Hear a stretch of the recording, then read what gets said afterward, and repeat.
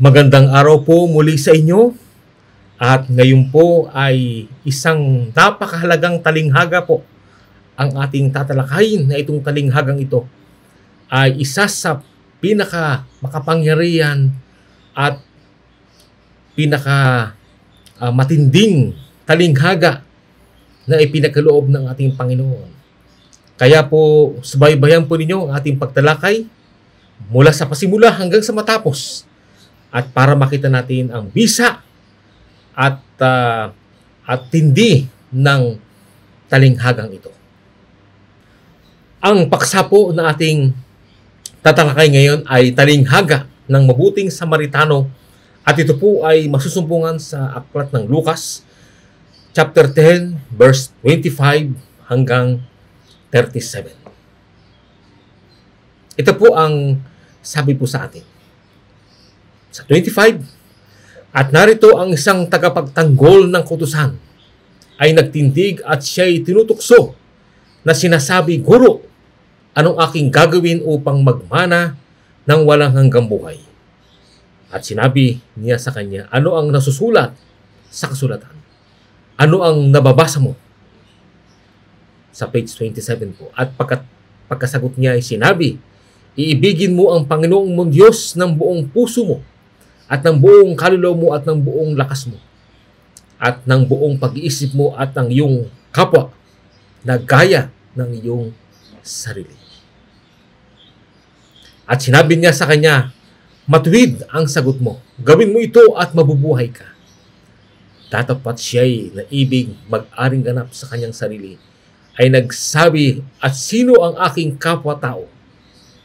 Sumagot si Jesus at sinabi, "Isang tao'y bumababa sa Jericho na mula sa Jerusalem, at siya'y nahulog sa kamay ng mga tulisan, na sa kanya'y sumamsam at sa kanya'y humampas at nagsialis, na siya'y iniwang halos patay na. At nagkataong bumababa sa daan yaon ang isang saserdote, at nang makita siya ay dumaan sa kabilang tabi. At sa gayon ding paraan ang isang Levita naman, nang dumating siya sa dakong yaon at makita siya ay dumaan sa kabilang tabi. Datapat ang isang Samaritano sa kanyang paglalakbay ay dumating sa kinaroonan niya, at nang siya'y makita ay nagdalang habag at lumapit sa kanya at tinalian ang kanyang mga sugat at binuhusan ng langis at alak. At siya isinakay sa kanyang sariling hayop at dinala siya sa bahay tuluyan at siya inalagaan. At nang kinabukasan, dumakot siya ng 2 denaryo at ibinigay sa katiwala ng bahay tuluyan at sinabi, "Alagaan mo siya, at ang anumang magugol mong higit ay aking pagbabayaran sa iyo pagbabalik ko." Sino sa tatlong ito sa kala mo ang nagpakilalang kapwa-tao sa nahulog sa kamay ng mga tulisan? At sinabi niya ang nagkawang-gawa sa kanya. At sinabi sa kanya ni Jesus, "Sumayo ka, at gayon din ang gawin mo." Bakit po dapat nating pag-aralan ang talinghaga ng mabuting Samaritano? Ang unang-una po ay, ito po ay likas ng tunay na reliyon. Ang sabi sa atin sa Desaro pages 497 at backup by Santiago 1:27. In the story of the Good Samaritan, Christ illustrates the nature of true religion. It shows that it consists not in systems, creeds, or rites, but in the performance of loving deeds, in bringing the greatest good to others, in genuine goodness. Sa Tagalog po, sa istorya ng mabuting Samaritano, inilarawan ni Kristo ang likas ng tunay na reliyon. Ipinakikita nito na ito ay hindi binubuo sa mga sistema, kredo at mga ritual, kundi sa pagkasagawa ng nagmamahal na mga gawa na nagdadala ng pinakadakilang buti sa mga iba sa tunay na kabutihan. Napakaliwanag po na kung bakit dapat nating pag-aralan ang talinghaga ng mabuting Samaritano sapagkat ito ay nagpapakita ng yung likas ng tunay na reliyon na nais na ipakita o nais na malaman natin sa magitan ng ating Panginoong Jesucristo. Ang sabi sa atin sa Santiago, sa James 1:27, pure religion and undefiled before God and the Father is this, to visit the fatherless and widows in their affliction and to keep himself unspotted from the world. Sa Tagalog po, Santiago 1:27, ang dalisay at walang dungis na reliyon sa harap ng Diyos Ama ay ang pagdalaw sa mga ulila at sa mga babaeng balo sa kanilang paghihirap. Ito ay upang maingatan ang kanyang sarili na hindi na mabahiran ng sanlibutan. Napakalino po ang pagkakalarawan po dito hinggil sa likas, ang tunay na likas ng tunay na reliyon. At ang sabi pa po sa atin dito sa Pastoral Ministry page 93 or sa Testimony Volume 9 page 209, the work of a good Samaritan is the example that we are to follow. Ang gawain pala ng mabuting Samaritan ay ang halimbawa na dapat nating sundan. Napakaliwanag po yan. At sa Bible Commentary Volume 7, 978, ang sabi po sa atin, ang Panginoon ay may bayan sa lupa na nagsisunod sa kordero saan man siya pumaroon. Meron siyang libu-libo na hindi lumuhod kay Baal. Dapat tayong sumunod sa Kanya sa araw-araw na buhay. Ay dapat nating sundan ang Kanyang halimbawa tulad sa kawan ng tupa na may pagtitiwalang sumusunod sa pasto. Napakaliwanag po.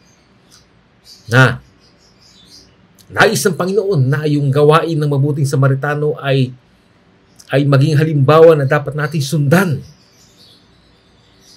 At ang sabi po rito ay sa araw-araw na buhay ay dapat nating sundan ang kanyang halimbawa tulad sa kawan ng tupa na may pagtitiwalang sumusunod sa pastor.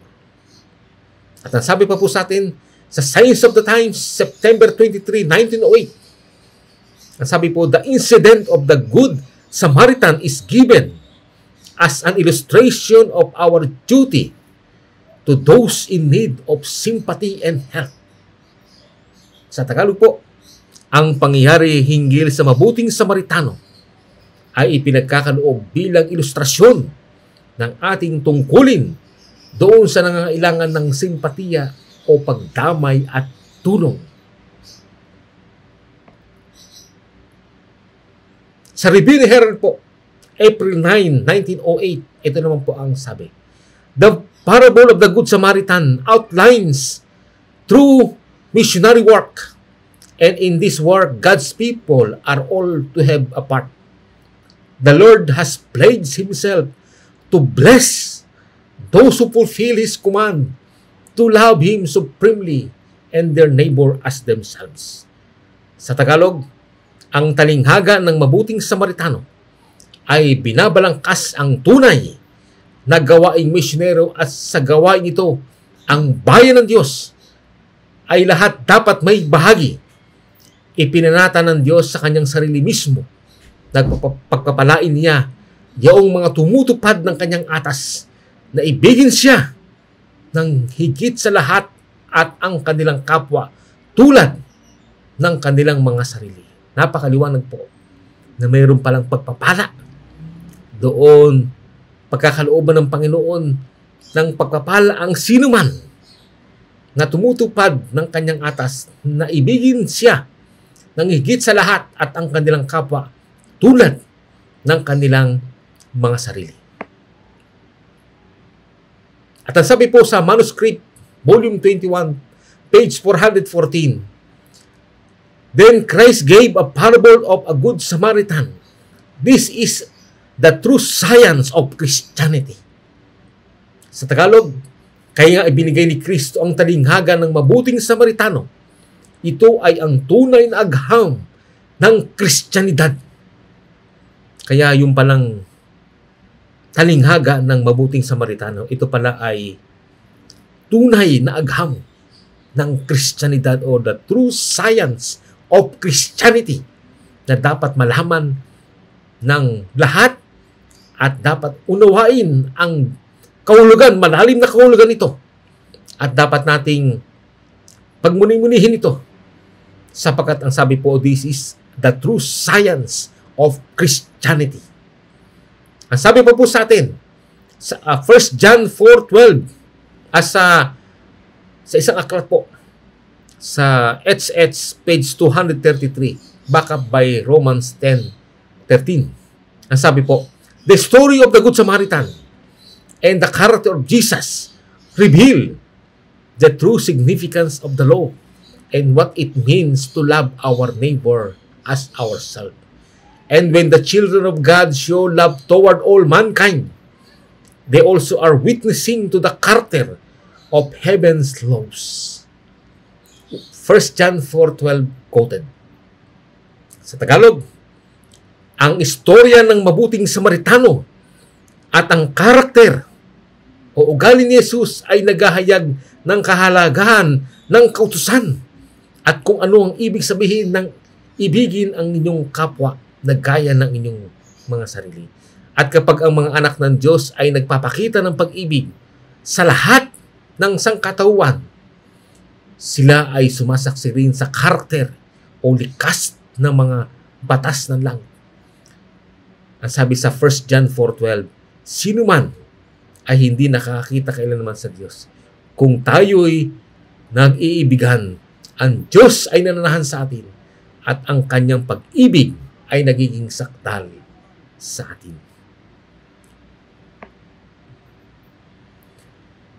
Ang susunod pong katanungan ay, kanino kumakatawan ang isang taong bumaba sa Jericho mula sa Jerusalem at nahulog sa kamay ng mga tulisan na sa kanya'y sumamsam at sa kanya'y humampas at nagsialis na siya iniwang halos patay ayon po sa talatang 30. Halina po ang sabi sa Heaven with Love, page 338 by Ellen G. White po yan.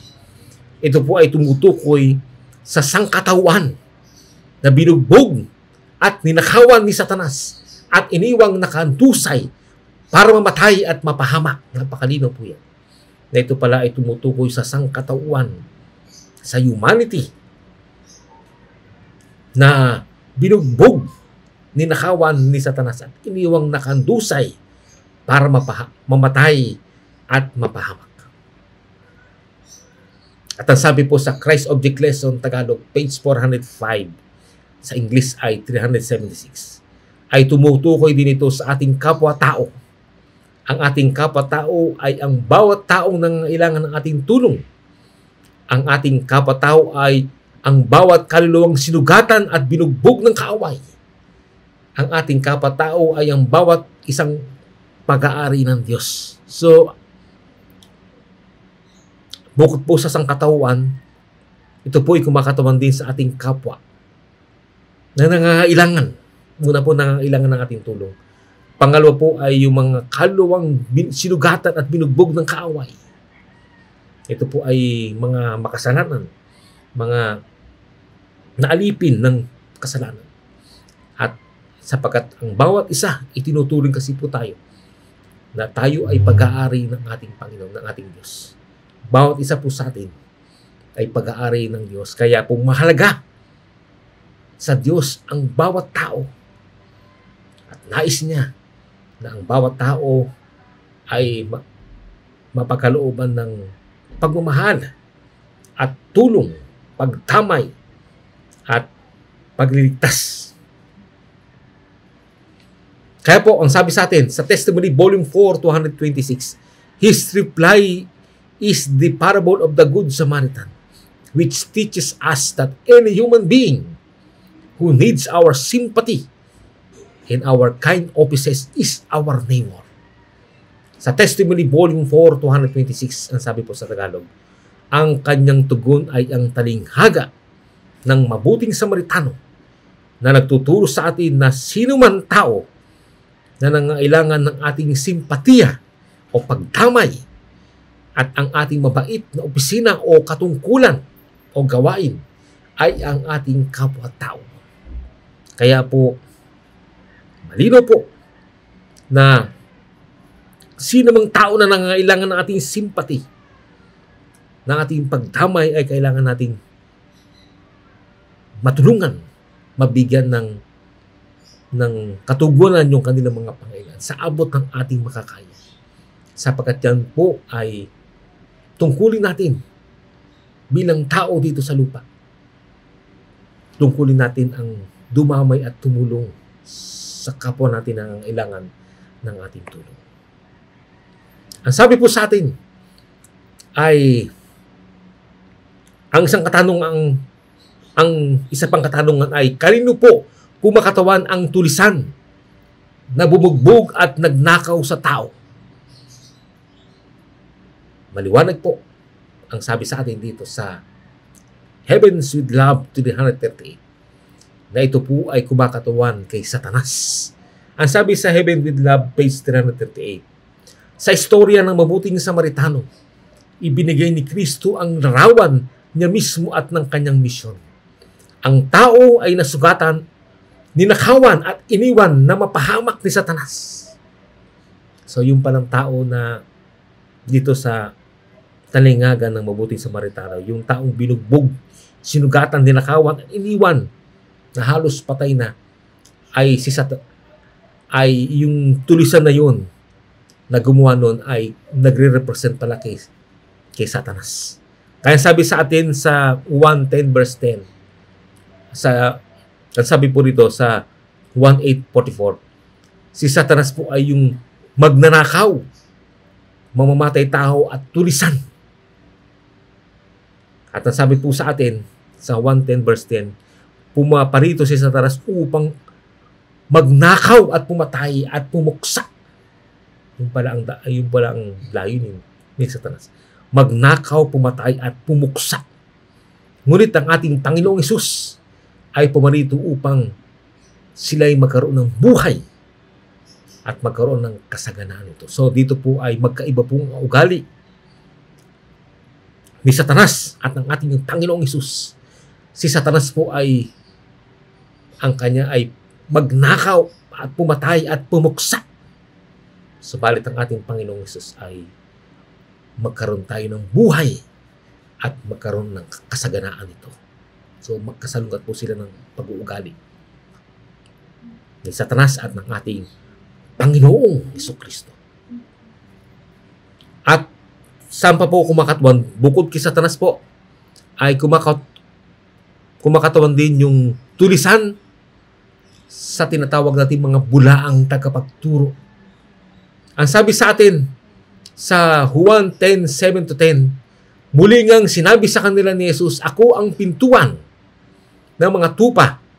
Ang lahat ng nanguna sa aking nagsiparito ay mga magnanakaw at mga tulisan. Tatapat hindi sila dininig ng mga tupa. Hindi pumarito ang magnanakaw, kundi upang magnakaw at pumatay at pumuksa. Ako'y naparito upang sila'y magkaroon ng buhay at magkaroon ng kasaganaan ito. Napakalino po na ang ating na yung palang mga bulaang guro, mga bulaang tagapagturo, bulaang mga pastor, mga ministro, ay yun pala ay kumakatawan sa mga tinatawag natin mga tulisan, mandarambong ayon sa talinghaga ng mabuting Samaritano.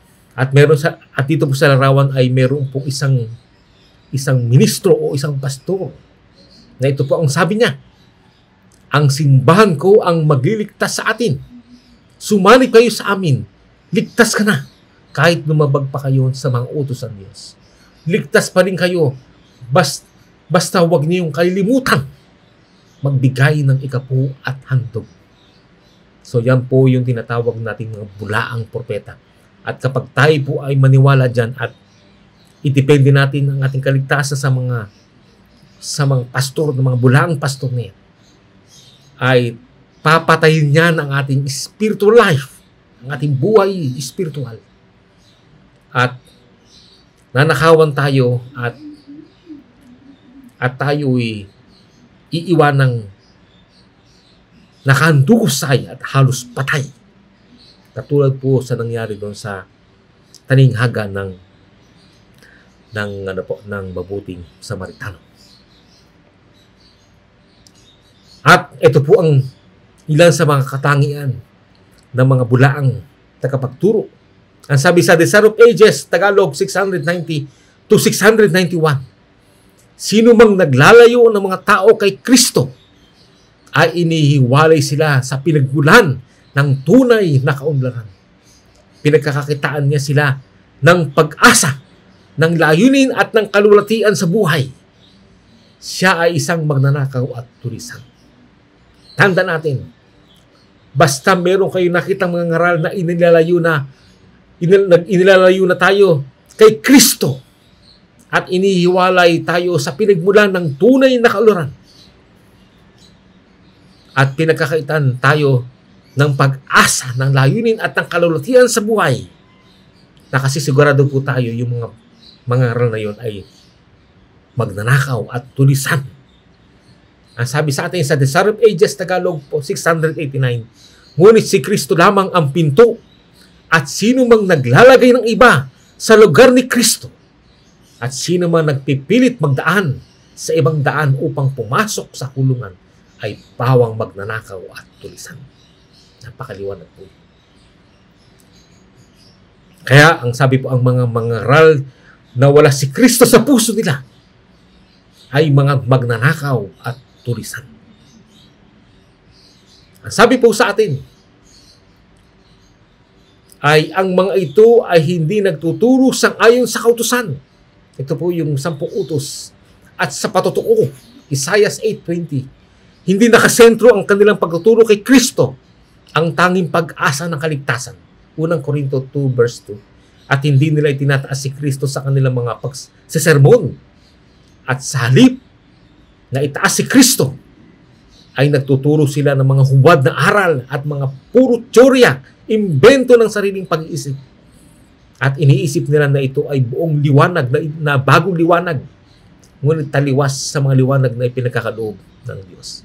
Ang nakalulungkot po, ang iba ay nagtuturo pa ng mga bagong liwanag na taliwas sa mga liwanag na itinatag na ng Panginoon sa magitan ng banal na kasalatan ng Spirit of Prophecy at by Ellen G. White at ng mga sulat ni A.T. Jones at E.G. Wagner, na ito po ay mga katotohanang na itatag na. At itong mga tagapagturong ito ay nagdadala pa ng sinasabi nilang bagong liwanag, ngunit taliwas sa mga liwanag na ipinagkaloob na ng Diyos. Kaya po ang mga pagtuturo ng mga huwad at maling aral na inilalayo ang tao kay Kristo, ito po ay pagnanakaw o pagdarambong. At ang mga nagtuturong ito ay tinatawag ng mga tulisan. Ang sabi po sa Desire of Ages, Tagalog 690, sa buong panahon ay inihaharap sa sanlibutan ng mga pilosopo at mga guro ang mga teoryang inaakalang makasisiya sa pangailangan ng kaluluwa. Bawat bansang hindi Kristiyano ay nagkaroon ng kanya-kanyang mga guro at mga pamamaraan ng reliyon na nag-aalok ng kaligtasang hindi kay Kristo, na inilalayo ang paningin ng mga tao sa mukha ng Ama at pinupuno ang kanilang puso ng takot doon sa nagbibigay sa kanila ng pagpapala. Ang takbo ng kanilang gawain ay nakawan ang Diyos at ng karangalang nauukol sa Kanya bilang mandalalang at manunubos, at pati ang tao ay ninanakawan din nila. Tandaan natin, anumang reliyon na nag-aalok ng kaligtasan na hindi kay Kristo, na hiwalay kay Kristo, at inilalayo ang paningin ng mga tao sa mukha ng Ama, at pinupuno ang kanilang puso ng takot doon sa nagbibigay sa kanila ng pagpapala. Napakaliwanag po na yung pong reliyong yun ay hindi sa Panginoon, kundi yung po ay mga tulisan, mga magnanakaw at mandarambong. Kaya po, ang sabi po rito sa larawan, ninanakawan ng iba't ibang reliyon sa buong mundo ang Diyos ng karangalan. Ninanakawan din nila ang mga tao na mga kayamanan at pinapatay ang kanilang buhay pang-espiritual. Napakaliwanag po ng pinabanggit dito po sa aklat ng Desire of Ages na Tagalog po, page 690 by Ellen G. White. At ang sabi po, sa Desire of Ages pa rin po, Tagalog 689, ang sabi po, ngunit si Kristo lamang ang pinto, at sino mang naglalagay ng iba sa lugar ni Kristo, at sino mang nagpipilit magdaan sa ibang daan upang pumasok sa kulungan, ay pawang magnanakaw at tulisan. Napakaliwanag po yan. Kaya po, sa larawang ipinapakita, ay nakikita po natin na ang pinakasentro ng pangangaral ay sabi po ang si Kristo ang sentro ng lahat ng mga aral ng kasulatan. Anumang mga paksa na tatalakayin mula sa banal na kasulatan, ito man ay hinggil sa kautusan ng Diyos, sa propesya, sanctuary, Sabbath, Christian standards, 2,300 years prophecy, yung divinity of Christ, medical missionary, health reform, the life of Christ, 6,000 years, humanitarian work, stewardship, God's name, at iba't iba pang mga paksa sa banal na kasulatan ay dapat po nakasentro sa ating Panginoong Jesucristo. Kaya po, ang sabi po dito sa Desire of Ages, Tagalog 992, ay tanda natin na si Kristo ang sentro ng pananampalataya. Ang sabi po, si Kristo ang dakilang sentro, ang pinagmumulan ng lahat ng lakas. Desire of Ages po yan, Tagalog 523. At dito naman sa Desire of Ages, Tagalog 992, ang sabi po na si Kristo ang dakilang sentro, na sa Kanya ay nagmumula ang lahat ng kaluwalhatian. At sa Everlasting Covenant, page 6 by E.J. Wagner, ang sabi po ay si Kristo sa katunayan ay ninanasan ng lahat ng mga bansa. Sa Kanya lamang may sakdal na kapahingan at ganap na kaligayahan. Napakalino po na kung nais nating magtamo ng sakdal na kapahingahan at ganap na kaligayahan, at ito po ay masusumbungan walang iba kundi sa ating Panginoong Jesucristo. At sabi sa Maranatha, page 23, sa bawat bahagi ng paksa na ilalahad, itaas si Jesus bilang sentro ng lahat ng pag-asa. Napakaliwanag po. Napakatinding mga talata po yan na nagmula sa lingkod ng Panginoon na si Ellen G. White at E.J. Wagner. Ang sabi po rito sa The Consecrated Way, page 55 by A.T. Jones, si Kristo ang dakilang sentro ng templo at serbisyo nito. Sa Acts of the Apostles, Tagalog 357, si Kristo ang pamantayan, sa Kanya nakasalig ang lahat ng mga aral. At sa Colporteurs Ministry po, page 42, ang ating manunubos ay sentro ng lahat ng ating pananampalataya at pag-asa. Napakaliwanag po ng mga teksto po niya. At dito po sa larawan ay makikita natin yung salitang Christocentrism. Nang ibig sabihin ay dapat si Kristo po ang sentro ng lahat ng ating pagtuturo. Siya ang sentro ng ating pag-iisip, ng ating ginagawa, ng ating sinasalita. At bawat bagay sa ating buhay ay dapat natin iligay ang ating Panginoong Jesucristo bilang sentro. At siya dapat ang nagmamando ng ating buhay at naghahari sa ating puso. Ang sabi sa atin sa BE, ito po ay BE January 1, 1887. Bible Echo. Yun, January 1, 1887. Ang sabi po, Christ is the center of the great plan of redemption. A plan which is a unit and covers all dispensations. He is the lamb slain from the foundation of the world. He is the redeemer of the fallen sons and daughters of Adam in all ages of human probation. Sa Tagalog po, si Kristo ang sentro ng dakilang panukala ng pagtubos. Panukala na isang unit at sumasakop sa lahat ng dispensasyon o mga yugto ng panahon. Siya ang korderong pinatay mula pa nang itatag ang sanlibutan. Siya ang manunubos ng mga nabaksak na anak na lalaki at babae ni Adan. Sa lahat ng panahon ng probasyon ng tao o stunning ng panahong inilaan sa sangkatawan. Napakaliwanag po ng ating Panginoong Jesucristo pala ay siya pala yung sentro ng dakilang panukala ng pagtubos. Sa lahat, sumasako po sa lahat ng dispensasyon o mga yugto ng panahon. Napakalaga po nito na maunawa natin to. Kaya po, panahon na po na dapat natin itaas ang ating Panginoong Jesucristo at luwalatin at ipakita sa mga tao na siya po ang sentro. Siya ang nag-iisa na makapagliligtas sa atin. Siya ang sentro ng dakilang panukala ng pagtubos. At siya dapat ay maipakita natin na maitaas sa buong sanlibutan. At lumiwanag at maliwanagan ang buong sanlibutan ng mga katotohanan hinggil sa ating Panginoong Jesucristo.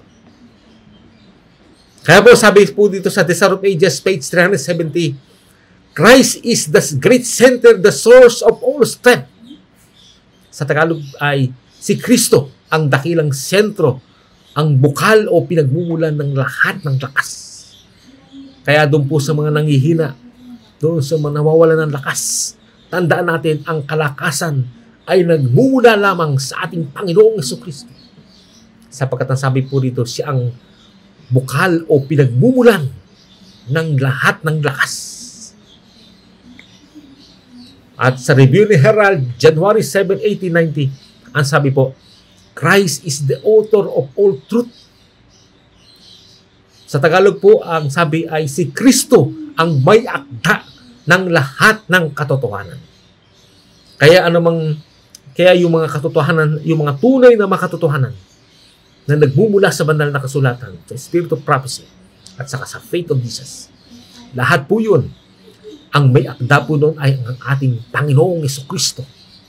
Ano mang katotohanan na inihahayag, yung tunay na katotohanan, ang may akda noon ang ating Panginoong Jesucristo. Kaya sabi po dito sa TEC page 55 by E.J. Wagner, Jesus Christ is the source of all faith. Faith has its beginning and end in Him. There can be no real faith that does not center in Christ. Sa Tagalog po ay si Jesucristo ay ang bukal o pinagmumulan ng lahat ng panampalataya. Ang panampalataya ay nagsisimula at nagtatapos sa Kanya. Walang tunay na panampalataya na hindi nakasentro sa Kanya. Dapat nating alalahanin po na walang tunay na panampalataya na hindi nakasentro sa ating Panginoong Jesucristo. Ang sabi sa atin sa isa pang aklat po, sa Faith in Works, page 81, ang sabi po, Christ alone is the source of all hope and salvation. Si Kristo lamang ang bukal o pinagmumulan ng lahat ng pag-asa at kaligtasan. Napakalino po yan. At sa Christ and His Righteousness, page 4 by E.J. Wagner, the Apostle Paul declares Christ to be the power of God and the wisdom of God. Ipinahayag ni Apostol Pablo na si Kristo ay ang kapangyarihan ng Diyos at ang karunungan ng Diyos. Kaya po, sa ating Panginoong Sus, siya po ang source of power. Siya ang pinagmumulan ng kapangyarihan sapagkat siya po ang kapangyarihan ng Diyos at siya rin yung karunungan ng Diyos. Kaya ang sabi po sa atin dito sa Evangelism page 186 by Ellen G. White, Jesus is the living center of everything. Put Christ into every sermon. Let the preciousness, mercy, and glory of Jesus Christ is formed within the hope of glory. Ang Panginoong Jesus po ay ang buhay na sentro ng bawat bagay. Ilagay si Kristo sa bawat sermon. Hayaan ng pagiging mahalaga, awa at kalulatian ni Jesucristo ay mabuo sa loob ang pag-asa ng kalulatian. Kaya po yung salitang Christocentrism, napakalaga po yun. Ito po ang napapanahon, lalo na sa panahon ngayon. Nung unang Pentecoste, iniluwalhati, itinaas ng mga apostoles ang ating Panginoong Jesucristo. At sa huling panahon po ngayon, sa tinatawag nating Second Pentecost, ay muling itataas at luluwalatiin ang ating Panginoong Jesus na mas higit kaysa doong unang Pentecost. At ang makikita na lamang ng mga tao ay walang iba kundi ang ating Panginoong Jesucristo. Sa ating mga mensahe, sa ating buhay, sa ating mga ginagawa ay dapat ang makita nila ang ating Panginoong Jesucristo. At ang sabi po sa atin sa Desire of Ages 476 hanggang 484, pansinin natin po na si Kristo ang sentrong nilalaman at pinakabuod ng Biblia.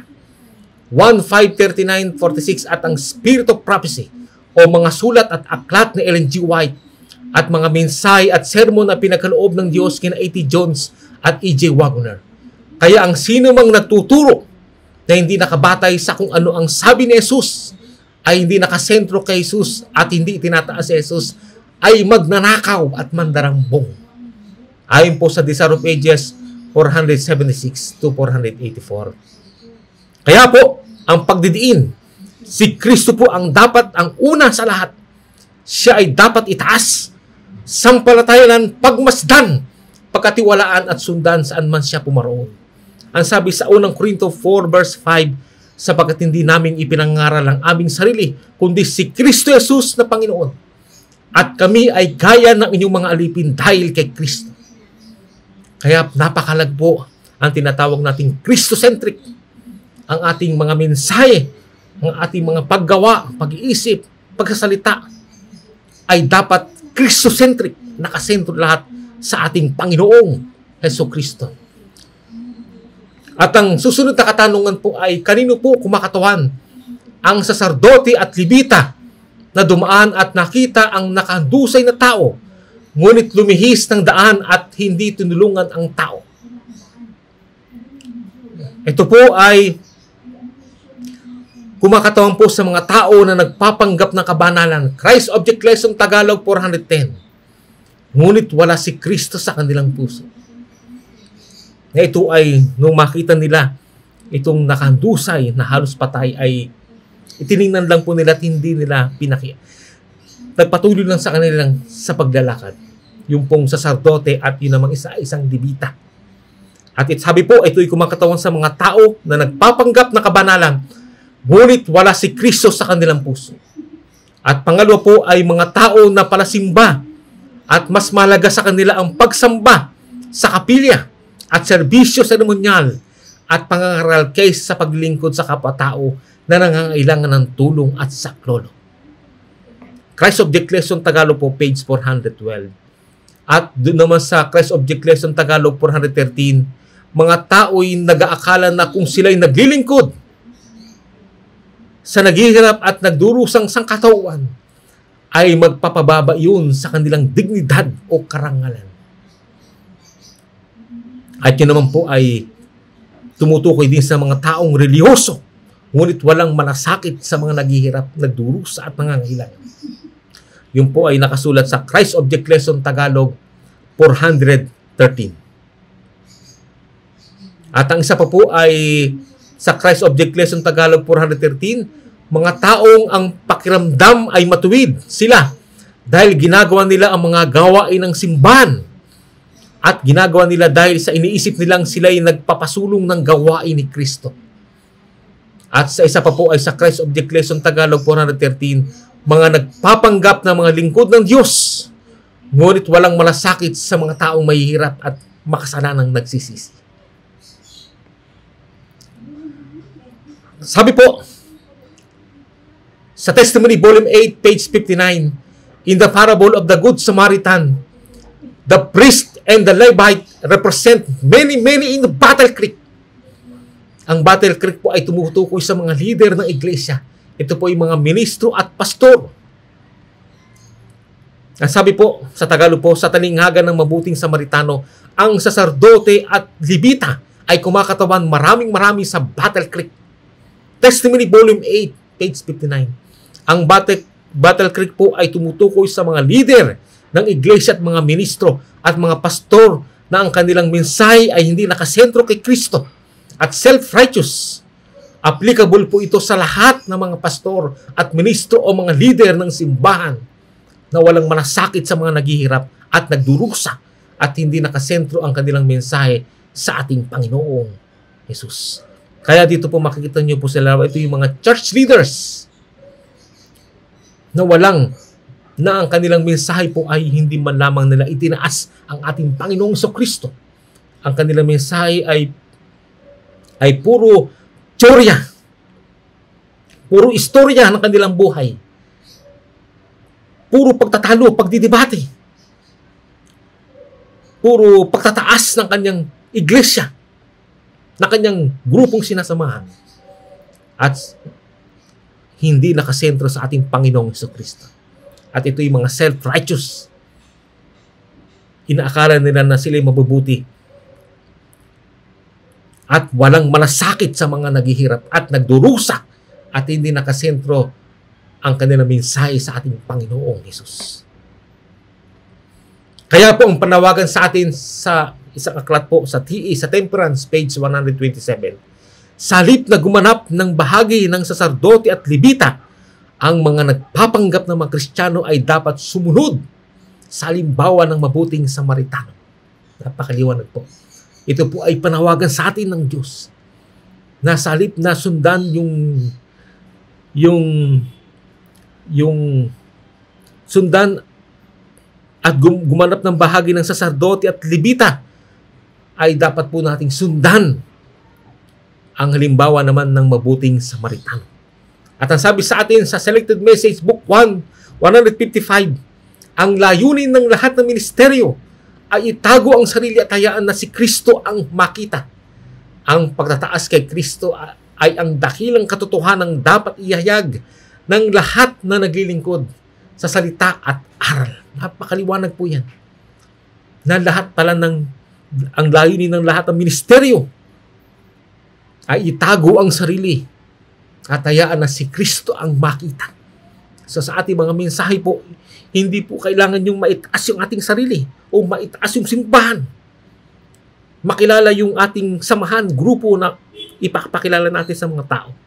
Ang kailangan nilang makita ay ang ating Panginoong Hesus. Sapagkat ang sabi po rito, ang pagtataas kay Kristo ay ang dakilang katotohanan dapat iayag ng lahat ng naglilingkod sa salita at aral. At tandaan natin, ang sabi sa Christ Object Lesson Tagalog, page 415, ang pusong tinatahanan ni Kristo ay hindi maaaring magkulang sa pag-ibig kung iniibig natin ang Diyos. Dahil sa siya ang unang umibig sa atin, ay ibigin natin naman ang lahat ng pinagkamatayan ni Kristo. Hindi tayo maaaring mapaugnay sa Diyos nang hindi tayo nakikipag-ugnay sa mga tao, sapagkat ang pagka-Diyos at pagkatao ay maglalakip sa Kanya na nakaupo sa luklukan ng sangsinukob. Kapag tayo'y nakaugnay kay Kristo, ay nakaugnay rin tayo sa ating mga kapwa-tao sa pamagitan ng mga ginintuang kawing ng tanikala ng pag-ibig. Napakaganda po itong mga pangusap na mula sa lingkod ng Panginoon na si Ellen G. White. Ay ito po ay sa Christ Object Lesson Tagalog 415. Tandaang mabuti ang sabi po sa Christ Object Lesson Tagalog 416, kung magkagayon ang habag at pag-ibig ni Kristo ay makikita sa kabuhayan natin.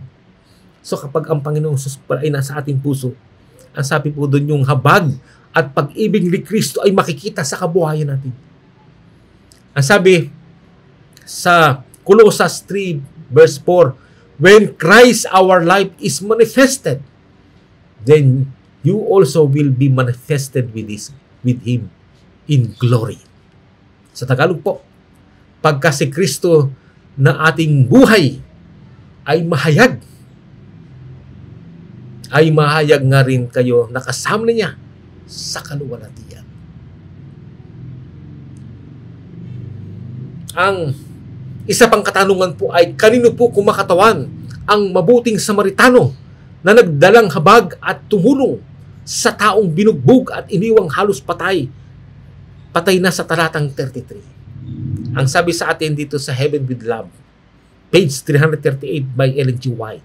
At masusumpungan din po natin sa Desire of Ages 503. Ang sabi po, in the story of Good Samaritan, Jesus gave a picture of Himself and His mission. Man had been bruised, robbed, and left to perish by Satan. But the Savior left His glory to come to our rescue. He healed our wounds. He covered us with His righteousness. He made complete provision for us at His own charges. Pointing to His own example, He says to His followers, as I have loved you, love one another. John 13:34. Malino po sa talatang ito na yung pong mabuting Samaritano pala ay kumakatawan sa ating Panginoong Jesucristo at sa kanyang misyon dito sa lupa. Ang sabi po sa Tagalog po, sa istorya ng mabuting Samaritano, ibinigay ni Kristo ang larawan niya mismo. So yung mabuting Samaritano pala ay si Kristo mismo at ang kanyang misyon. Ang tao ay nasugatan, ninakawan at iniwan na mapahamak ni Satanas. Ngunit iniwan ni Kristo ang kalulatian upang sagipin tayo. Pinagaling niya ang ating mga sugat. Binihisan niya tayo ng kanyang katuwiran. Gumawa siya ng kumpletong probisyon para sa atin sa kanyang sariling gastos na itinuturo ang kanyang sariling halimbawa. Sinasabihan niya ang kanyang mga tagasunod na dahil inibig ko kayo, kayo naman ay mag-ibigan sa isa't isa. Napakaliwanag po. Ngayon pa lang, mabuting Samaritano ay nagre-represent sa ating Panginoong Hesus. At yung pong nabugbog ay nagre-represent naman sa sangkatawan na kanyang tinulungan. Sabi po na iniwan ni Kristo ang kalulatian upang sagipin tayo. Pinagaling niya ang ating mga sugat. Binihisan niya tayo ng kanyang katwiran. At gumawa siya ng kumpletong probisyon para sa atin sa kanyang sariling gastos. Napakaliwanag po, napakatindi ng mensahe na ipinapakita sa atin ng talinghagan ng mabuting Samaritano. At ang sabi pa po sa Christ of Declaration, Tagalog, page 412, kumakatawan kay Kristo ang Samaritano ito. Ipinakita sa atin ng ating tagapagligtas ang isang pag-ibig na hindi kailanman mapapantayan ng pag-ibig ng tao. Nang tayo'y nasugatan at nasa bingid ng kamatayan, ay kinahabagan niya tayo. Hindi niya tayo nilampasan sa kabilang tabi at iniwang walang magawa at walang pag-asa upang mamatay. Hindi siya nanatili sa kanyang banal at masyang tahanan na doon iniibig siya ng buong hukbo ng kalangitan. Nakita niya ang ating malaking pangangailangan. Kinuha niya ang ating kalagayan at ipinakilala niya ang kanyang mga pagmamalasakit sa mga tao. Namatay siya upang iligtas ang kanyang mga kaaway. Idinalangin niya ang mga nagsipatay sa kanya. Itinuturo niya ang kanyang halimbawa at sa mga sumusunod sa kanya ay sinasabi niya, ang mga bagay na ito ay niutos ko sa inyo upang kayo mag-ibigan sa isa't isa. Kung paano inibig ko kayo, ay mag-ibigan naman kayo sa isa't isa. Napakaliwanag po, napakatindi ng mensahe na pinagkakaloob sa atin ng Panginoon. Ito po ay sa Christ of Declaration Tagalog 412. At ang sabi sa isang aklat pa po, The Home Missionary, October 1, 1897, the work of a good Samaritan represents Christ's mission to the world. Sa Tagalog po, ang gawain ng mabuting Samaritano, na walang iba ito ating Panginoong Hesus, ay kumakatawan sa misyon ni Kristo sa sanlibutan. At sa Signs of the Times, July 23, 1894, in the parable of the Good Samaritan, Jesus presented His own love and character. Sa Tagalog po, sa talinghaga ng mabuting Samaritano, inihayag ni Jesus ang kanyang sariling pag-ibig at karakter o ugali.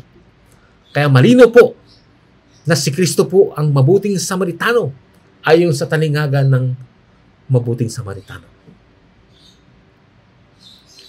At ang mabuting Samaritano po ay kumakatuwang din sa mga tagasunod ni Kristo o mga tao na nanahan sa puso nila si Kristo.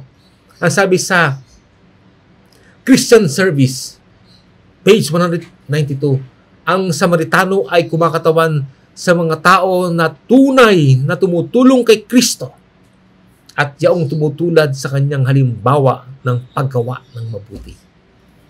Napakaliwanag po yan. Kaya po ang mabuting Samaritano po ay tumutukoy din sa mga tao na tumutulong kay Kristo at yaong tumutulad sa kanyang halimbawa ng paggawa ng mabuti at kawanggawa. Ano po ang mga katangian ng mabuting Samaritano? Una po ay may kagandahang loob. Kaya sabi sa Christ Object Lesson Tagalog 409 to 410, ngunit isang Samaritano ang sa paglalakbay sa daan ay nakakita sa dumarating na sugatan at ginawa niya ang gawaing ayaw gawin ng iba. Banayad at may kagandahang loob na pinaglingkuran niya ang lalaking sugatan. So kapag tayo po ay tumutulong sa kapwa, dapat po meron tayong kagandahang loob. At ang ugali ng kagandahang loob ay ugaling nagmumula sa ating Panginoong Hesus. Siya ang bukhal o pinagmumula ng kagandahang loob. Tandaan natin yan.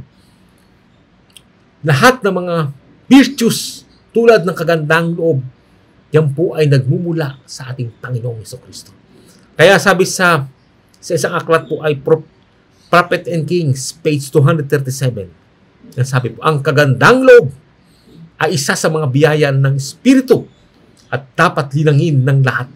Yung mga nagpapanggap ng mga tagasunod ni Kristo at sa parehong panahon ay magaspang, masungit at hindi magalang, ay hindi pa natututo kay Jesus. So kapag tayo pala ay magaspang ang ating ugali, masungit at hindi tayo magalang, ay hindi pa pala tayo natuto sa ating Panginoong Jesucristo.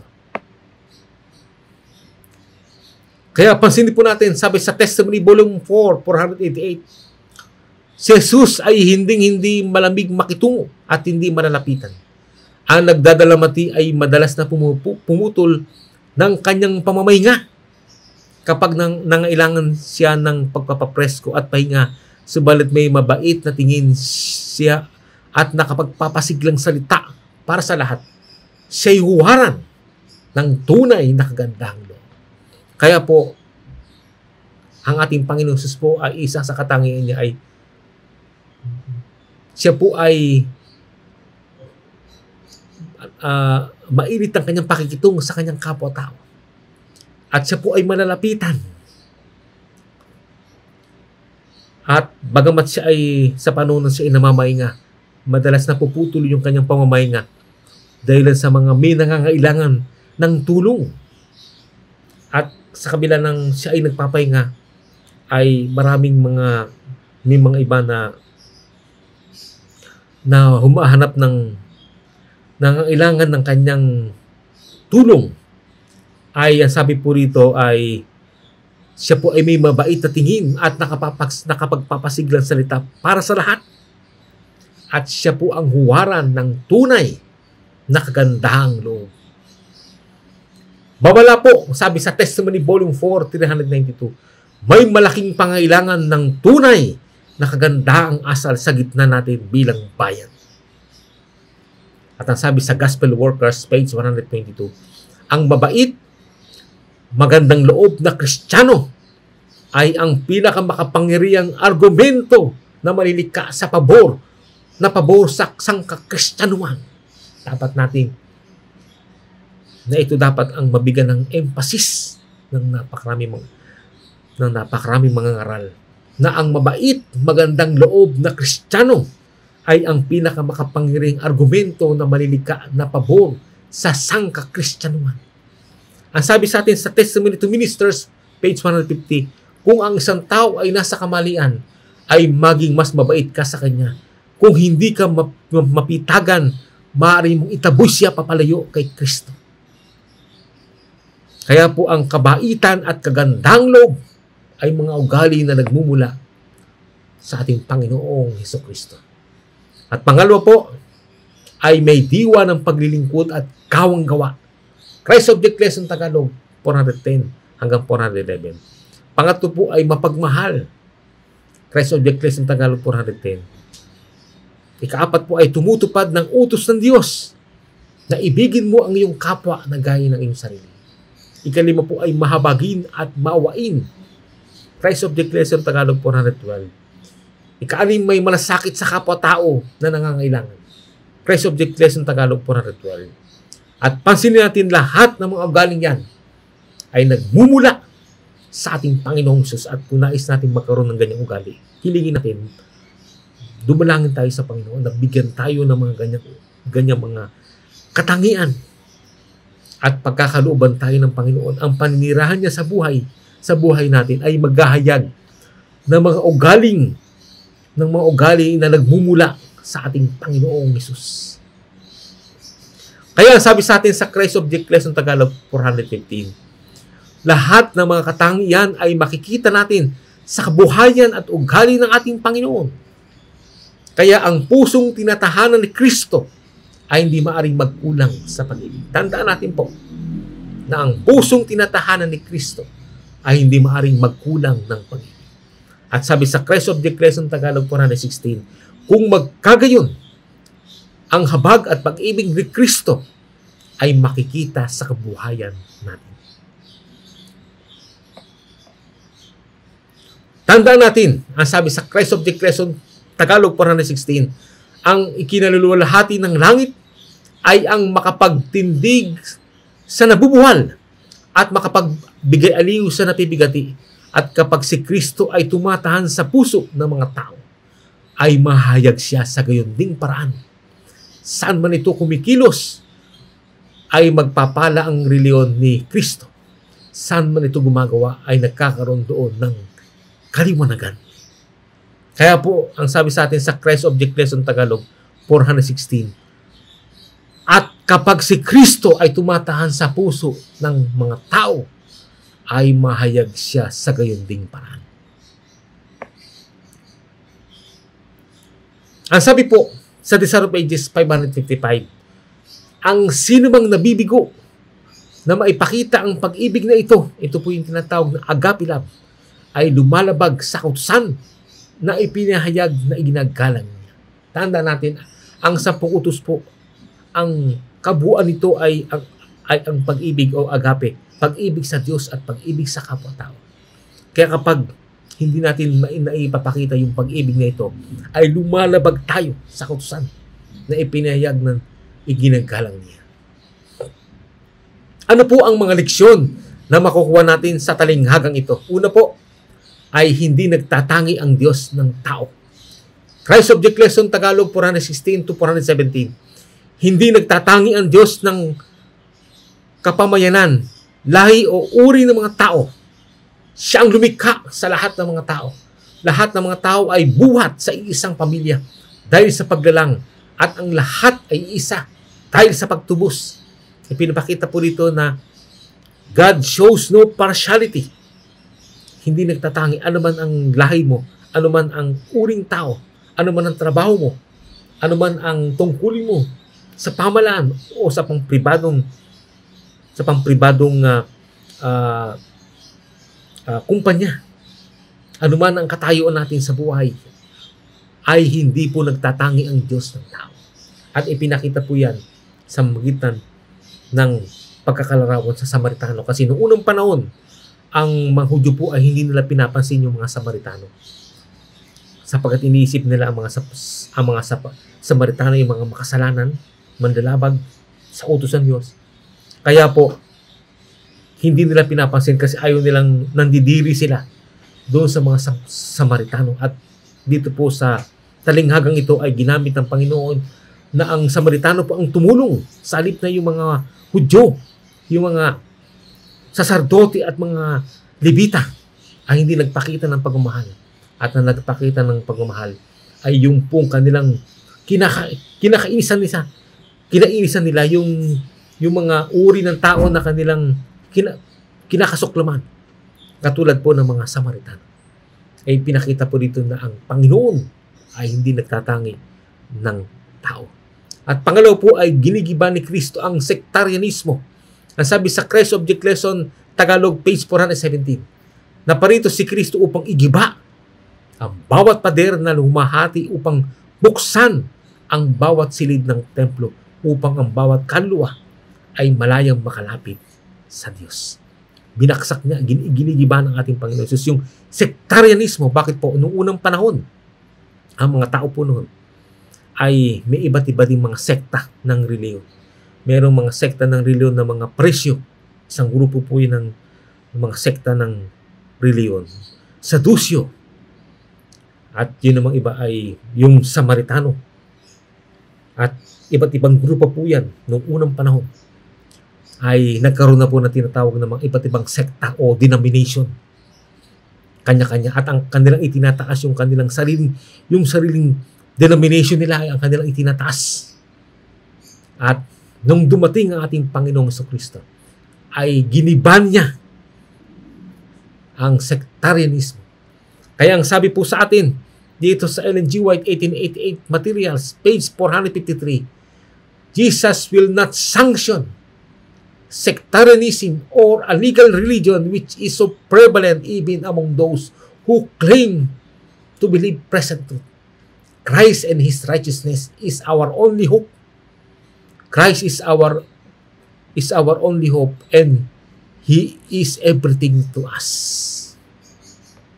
Sa Tagalog po, ay hindi pagtitibayin o sasang-ayunan ni Jesus ang sektarianismo o ang legal na reliyon na laganap maging sa gitna ng mga nag-aangkin na naniniwala sa kasalukuyang katotohanan. Si Kristo at ang kanyang katuwiran ay ang ating pag-asa. Si Kristo lamang ang ating pag-asa at siya ay bawat bagay sa atin. Makikita niyo po rito na ang ating Panginoong Jesus po ay hindi po pinagtitibay, hindi niya sinasang-ayunan ang sektarianismo o yung tinatawag na legal religion. Na kung saan ito po ay, ang sabi po sa atin na ang ibig sabihin pala ng sectarianism ay isa narrow-minded adherence to a particular sect, political, ethnic, or religious, often leading to conflict with those of different sects or possessing different beliefs. Ito po ay parang adherence na kung ikaw ay kasama sa isang sinasabi nilang religion na ito ay ito lamang at ipinapalagay mo iba ay hindi na sa Diyos na kailangang maliligtas at ang itinataas yung mismong grupo ng samahan ng religion na yun po ang itinataas halip ng ating Panginoong Jesucristo. Ito po yung tinatawag na sectarianism at may kinalaman ito sa iba't ibang sekta o denominasyon o reliyon. Kaya po nung ang isang apostoles po ay nagsabi na may ibang tao na nagpapalayas ng mga demonyo sa pangalan ng ating Panginoong Hesus. Ang sabi po ay dapat ba nilang sawayin yun sapagkat hindi sila kasama ng mga alagad? Ano po ang sabi ng Panginoon sa Marcos 9:40? Sapagkat ang hindi laban sa atin ay suma sa atin. Sabihin kahit hindi kasama sa ating grupo, ngunit kung ito naman ay hindi laban sa atin, ang sabi po doon ay ito ay suma sa atin. Kaya, Kaya po magkaiba po ang tinatawag na church or church organization. Minsan maraming nalilito kung anong pagkakaiba ng church at saka church organization. Ang church po o iglesia ay, ang sabi sa Upper Luke, page 315, ang Diyos ay may iglesia. Hindi ito malaking katedral. Hindi rin ito organisasyon o samahang pambansa. Hindi rin ito iba't ibang denominasyon, kundi mga tao na nagmamahal sa Diyos at tumutupad ng kanyang mga utos. Sapagkat kung saan nakakatipon ang 2 o 3 sa aking pangalan, ay naroon ako sa gitna nila. Mateo 18:20. Kung saan si Kristo ay nasa mga mapakumbabang kakaunti. Ito ang iglesia ni Kristo, sapagkat ang presensya ng mataas at banal na tumataan magpasawalang hanggan lamang ang bumubuo ng iglesia. Kaya po ang ibig sabihin pa ng iglesia po ay, ito po ay kalipunan ng mga tao na ang katangian nila ay nagmamahal sa Diyos at tumutupad ng kanyang mga utos. So kapag hindi ka tumutupad sa utos ng Diyos, ay hindi ka kasama sa iglesia ito.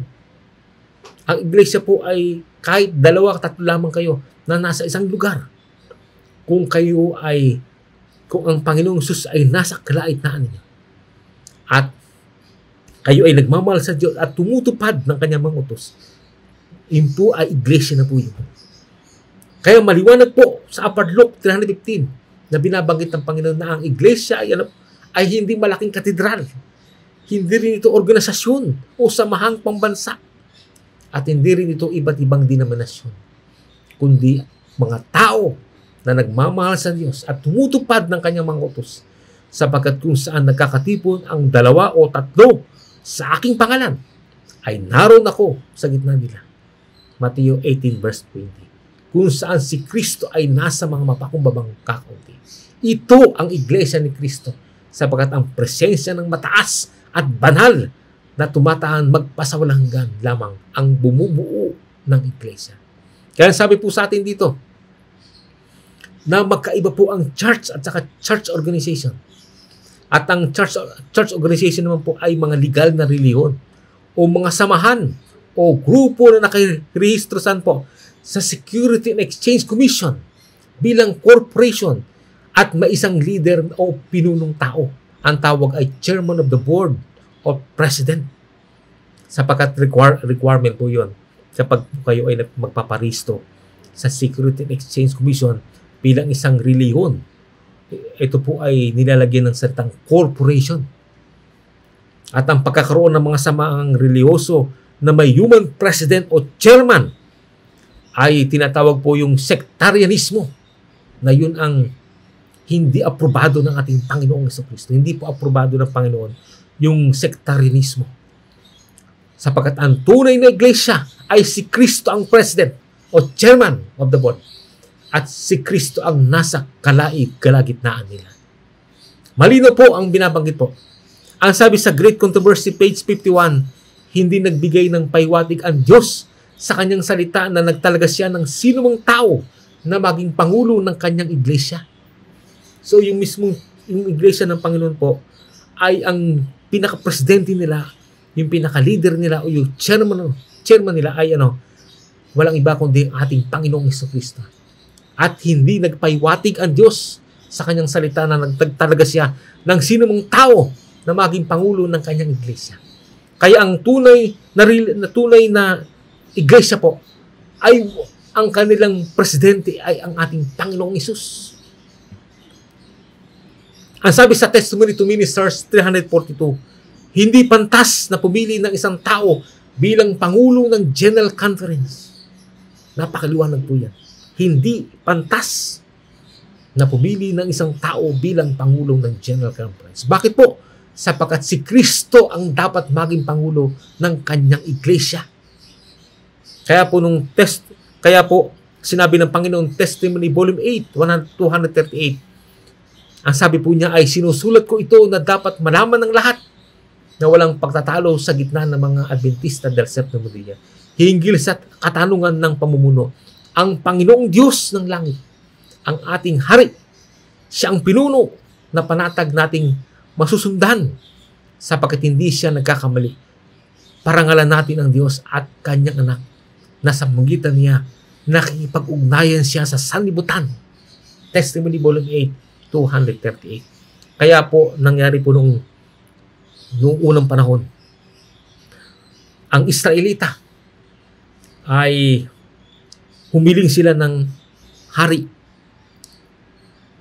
Ngunit ang gusto sana ng Panginoon ay siya ang hari. Ngunit dahil sa katigasan ng puso ng mga Israelita, humingi sila ng hari. At ano po nangyari sa kanila? Nag-apostasy po ang church dahilan sa pagkakaroon ng hari. At ganun din po nangyari noong 1903 na ang kalagayan ng Seventh-day Adventist noong 1903 po ay nagkaroon ng permanenteng presidente ng General Conference. Nagkaroon ng hierarchy at mga tao na ang nangunguna. At tinutulan nito ni Ellen G. White, ni A.T. Jones at ni E.G. Wagner. At sinabi nila na ang dapat sistema ay ang Panginoong Hesus dapat po ang ating leader.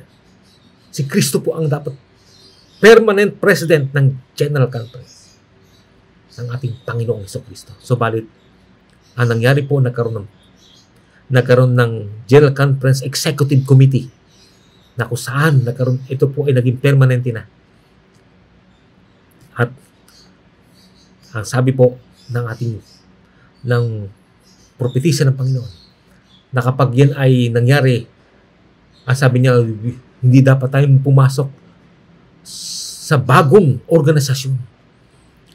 It will mean apostasy.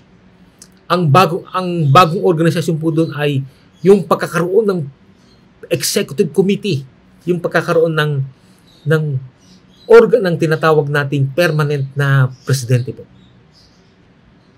ng General Conference. Kaya nung panahon yun ay tinutulan po yun ng lingkod ng Panginoon na si Ellen G. White at ng mga mensahero ng Panginoon na walang iba kundi si A.T. Jones at E.G. Wagner.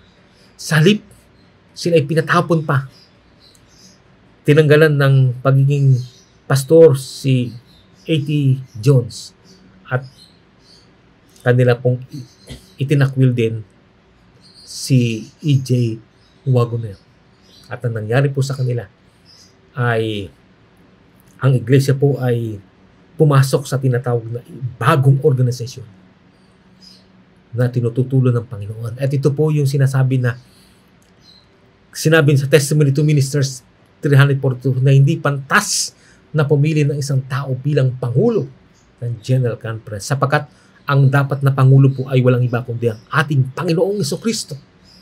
Kaya sinabi po niya na ang Panginoong Diyos ng langit ang ating hari. Siya ang pinuno na panatag nating masusundan sapagkat hindi siya nagkakamali. Ang sabi po dito ay parangalan natin ang Diyos at kanyang anak na sa magitan niya ay nakikipag-ugnayan siya sa sanlibutan. Kaya, ang pangatlo po ay bawat tao ay pantay-pantay lang sa paningin ni Kristo. Ang sabi sa Christ Object Lesson Tagalog 417, kay Kristo ay walang Hudyo ni Grego man, walang nagagapos ni Malaya man. Lahat ay pinaglalapit sa pamagitan ng kanyang mahalagang dugo. Ano man ang inyong lahi, kayo man ay Pilipino, Amerikano, Indian, o ano man ang lahi ninyo. Ang sabi po ay pinapakita po sa talinghagang ito na ang bawat tao ay pantay-pantay lang sa paningin ng ating Panginoong Jesucristo. At ikaapat po na leksyon na makukuha natin ay dapat nating paglingkuran ang sinumang tao.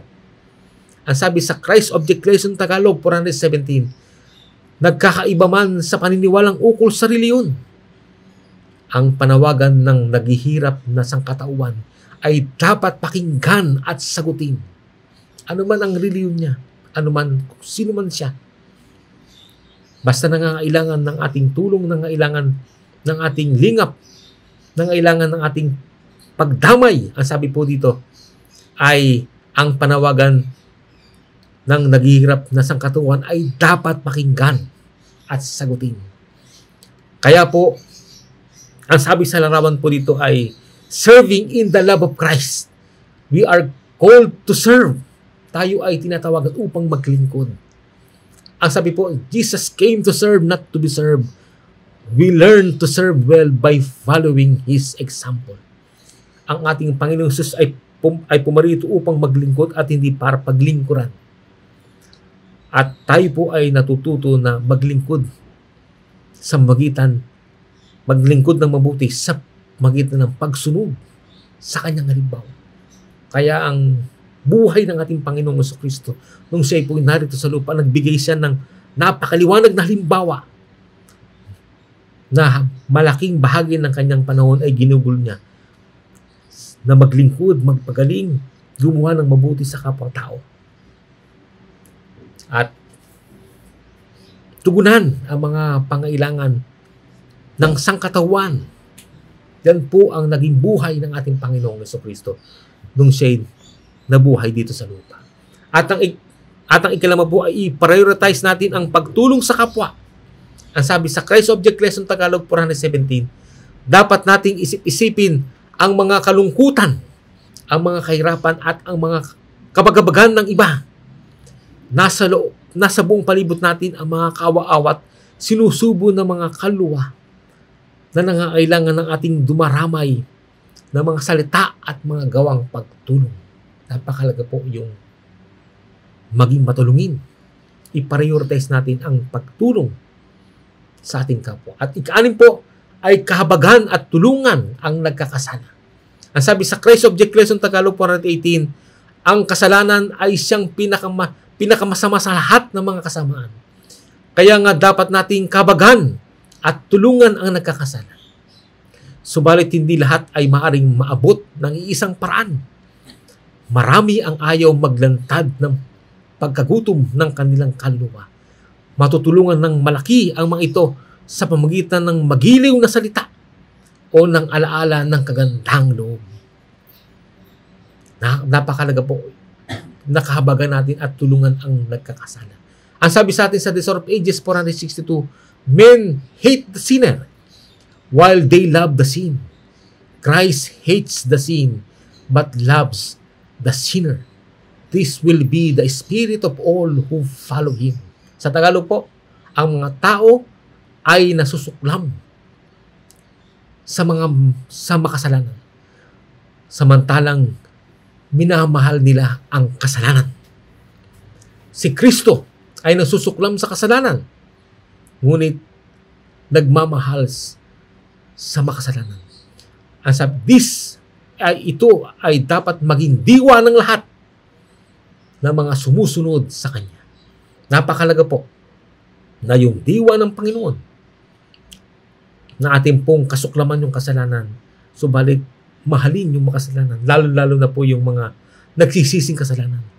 Yung pong makasalanan na nagsisisi at nanunumbalik sa Panginoon, mas kailangan natin bigyan, mas lalo nating tulungan, kabaghan yung mga nagsisising makasalanan at maiyahon sila, mailigtas sila mula sa kumunoy ng kasalanan. At ang ikapito ay tugunan muna ang mga pangailangan ukol sa pangatawan. Ang sabi sa Christ Object Lesson Tagalog 418, ang dapat munang asikasuhin ay ang mga pangailangan nilang ukol sa pangatawan. Dapat silang pakanin, linisin, paramtan ng marangal. Kapag nakikita nila ang katunayan ng inyong hindi makasariling pag-ibig, ay magiging madali nasa kanila na sampalatayan ang pag-ibig ni Kristo. Napakalaga po na tugunan muna natin yung mga pangailangan ukol sa pangatawan. Ang halimbawa po ay yung pakainin sila, linisin, paramtan, alagaan, at iba't ibang mga humanitarian work. Napakalaga po yung tinatawag na humanitarian work. Pagkakaloob, pagtulong sa kapwa kung anong kaya nating maabot. At kapag nakikita nila ang katunayan ng inyong di makasariling pag-ibig, ay maging madali na sa kanila na sampalatayanan ang pag-ibig ni Kristo. Ngunit, tanda natin sa ating mga paggawa ng pagtulong ay dapat na ang mataas ay ang ating Panginoong Jesucristo. Hindi dapat natin i-publicize, ipakita sa mga tao na tayo tumutulong. Dapat po ay lihim natin ginagawa yon, at lihim naman tayo, at tayo naman ay pagpapalain ng ating Panginoon. Yung lahat ng mga mabubuting gawa ng ating ginagawa sa ating kapwa-tao ay dapat na hindi natin i-publicize upang maitaas ang ating mga sarili. Ang mahalaga po ay ang layunin kung bakit dapat natin tugunan ang mga pangailangan ng kapwa-tao ay upang luwalatiin ang Panginoon at itaas ang Panginoon. Yan po, huwag natin kalimutan yung purpose ng tinatawag na pagtugon sa mga pangailangan ng ating kapwa-tao. Pansinin, ang sabi po, sa paggawa ninyo ng gawain ito o gawain ng pagtulong sa kapwa, ay may mga kasama kayong di nakikita ng mata ng tao. Ang mga anghel sa langit ay kapiling ng Samaritanong nag-aasikaso sa sugotang hindi kilalang tao. Ang mga anghel buwat sa mga palasyo sa langit ay nakakatayo sa tabi ng lahat na gumagawa ng gawain ng Diyos, na naglilingkod sa kanilang mga kapwa-tao. At si Kristo na rin ay katulong-tulong ninyo. Siya ang tagapagpagaling. At habang gumagawa kayo sa ilalim ng kanyang pangasiwa, ay makikita kayo ng mga dakilang bunga. So tanda natin, kapag tayo po ay gumagawa ng mga pagtulong sa kapwa, yung mga gawain ng pag-alalay, pagdamay, at paggawa ng mga humanitarian work na hindi pinapublicize at hindi binobroadcast, ay ang sabi po doon ay kasama natin, meron pala tayong kasama. Ang mga anghel sa langit ay kapiling ng Samaritanong nag-aasikaso sa sugatang di kilalang tao. Ang anghel po ang kasama po natin. At hindi lang po mga anghel ang kasama po natin. Kasama na rin natin ang ating Panginoong Jesucristo, na siyang katulong-tulong natin, na siya ang tagapagpagaling. Lalo na kapag tayo po ay dumadalaw sa mga may sakit at tumutulong, ang Panginoong Jesucristo po ang siyang magpapagaling ng iba't ibang mga may sakit na ating inaalalayan at tinutulungan. At ito po ang babala at nakagulang tang nakatotohan. Ang sabi sa Testimony Volume 6, page 294, the Spirit of the Good Samaritan has been largely represented in our churches. Sabi po, the Spirit of the Good Samaritan has not been largely represented in our churches. Nakakalungkot po yan. Nakakalungkot po. At sabi sa Review ni Herald, January 8, 1895, we have not seen the Good Samaritan largely represented in our churches or in our offices of publication. Nakakalungkot na mga katotohanan na ipinapakita sa atin ng lingkod ng Panginoon na si Ellen G. White. At ang katanungan ay, paano po ipapakita ang pagiging mabuting Samaritano? Ang sabi sa unang Pedro 3 verse 8, una po ay mahalin, damayin at kawaan ng ating kapwa. Pangalawa po ay tulungan at alalayan ang nangangailangan. Pangatlo ay sakluluhan at ipagsanggalang ang napipigati. Isaias 1 verse 17. Dalawin ng mga ulila at mga balo. Santiago 1:27, unang Timoteo 5 verse 3. Kaawaan ng mga mahirap. Kawikaan 19:17, awit 41, 1-3, Isaiah 58, 9-11, at Mateo 25, 31 hanggang 45. At sa Santiago 5:14-15 naman po ay pagalingin at aliwin ang mga may sakit. Those from the Mount of Blessing 137 po ay irespeto ang kanilang mga karapatang pantao o human rights. Testimony to Ministers 150, kaawaan ang nagsisising makasalanan. At sabi sa CS sa Councils on Stewardship page 21 at Mount of Blessing page 39, ay ibahagi si Kristo sa ibang tao. Magpatotoo hinggil sa kabutihan at pagmamahal na ginawa ni Kristo sa ating buhay at ituro sila sa kordero ng Diyos na nag-aalis ng mga kasalanan ng sanlibutan. At ito po ang apila po para sa lahat. Ang sabi sa review ni Herald, March 28, 1893, merely to profess to believe the commandments of God while following the example of the priest and Levite who left the needy, suffering one to die without lifting a hand to help him will not ensure eternal life. Sa Tagalog po, ang magpanggap lamang na naniniwala sa mga utos ng Diyos, samantalang sumusunod sa halimbawa ng saserdote at Levita na iniwan ang nangangailangan at naghihirap na tao na mamatay, na hindi man lang itinaas ang kamay para tulungan siya, ay hindi makasisiguro ng buhay na walang hanggan. So, hindi tayo makakasisiguro. Hindi tayo maliligtas. Ang yan pong ibig sabihin. Hindi tayo papasok sa langit at magmamana doon ng bagong langit at bagong lupa kapag tayo po ay hindi man lamang tumulong sa ating kapwa-tao. Kaya ang sabi po ay hindi makasisiguro ng buhay na walang hanggan. Ang sabi po sa Christ Object Lesson Tagalog 415, ang pusong tinatahanan ni Kristo ay hindi maaring magkulang sa pag-ibig. Kaya po kapag si Kristo po nasa ating puso, ang sabi po doon ay hindi maaring magkulang sa pag-ibig. Kung iniibig natin ang Diyos dahil sa siya ang unang umibig sa atin, ay iibigin din naman natin ang lahat ng pinagkamatayan ni Kristo. Napakalino po yan. At sa Christ Object Lesson Tagalog 416, kung magkagayon, ang habag at pag-ibig ni Kristo ay makikita sa kabuhayan natin. Tandaan natin po, yung habag, pag-ibig ni Kristo ay makikita sa kabuhayan natin kapag ang ating Panginoong Jesucristo ay naghahari, nakatahan sa ating mga puso sa pamagitan ng banal na Espiritu. Kaya po, ang sabi po rito, kung nais natin na maging katulad ng mabuting Samaritano, papasukin natin si Kristo sa ating puso at mawawala sa atin ang pagkamakasarili at karamutan at dadaloy sa ating puso ang pagiging matulungin at mapagmahal sa ating kapwa-tao.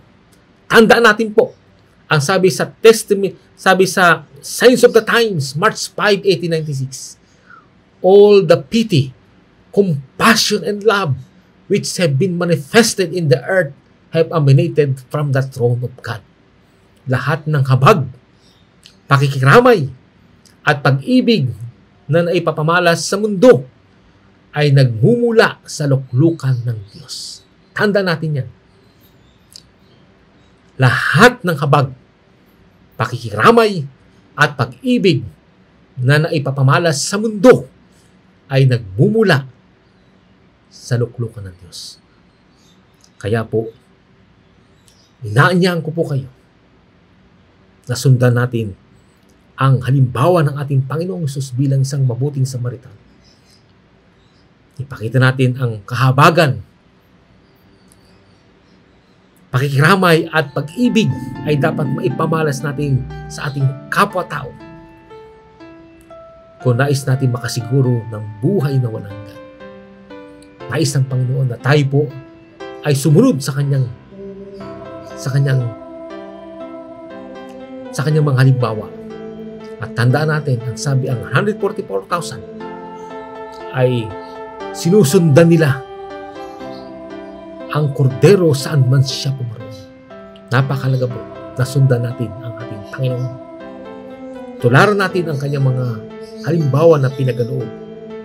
At kapag ang ating Panginoong sa Kristo ang siyang nabubuhay sa ating mga puso at siya ang naghahari sa atin sa magitan ng pananampalataya, ang sabi po doon ay makikita ang habag at pag-ibig ni Kristo ay makikita sa kabuhayan natin. Sana po sa ating napakinggan na talinghaga ng mabuting Samaritano ay magkaroon dito ng bisat nagpalakas ng ating pananampalataya at nagpatibay ng ating pagtapat at lubos na pananalig sa ating Panginoong Jesucristo. Salamat po at pagpalain po kayo ng ating Panginoong Hesus.